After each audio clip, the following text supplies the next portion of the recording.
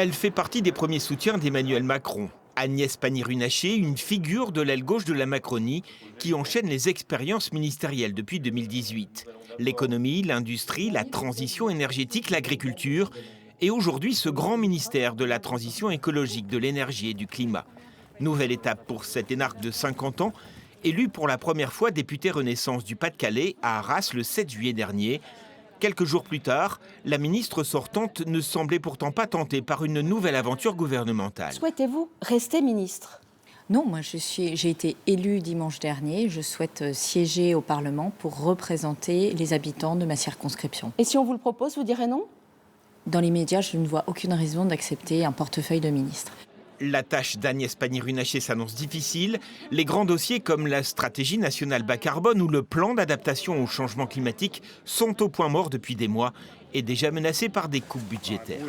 Paul Christophe, le député Horizon du Dunkerquois, président de la commission des affaires sociales à l'Assemblée, devient lui ministre des Solidarités.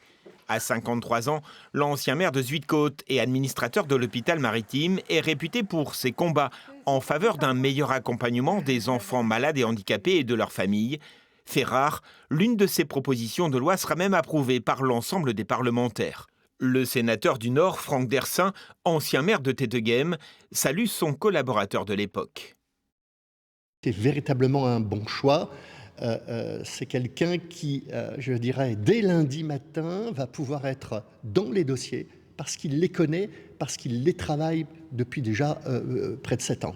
C'est quelqu'un qui aime les gens, qui est au contact facile des gens. Donc il a toutes les qualités qui font un bon homme politique et donc un bon ministre.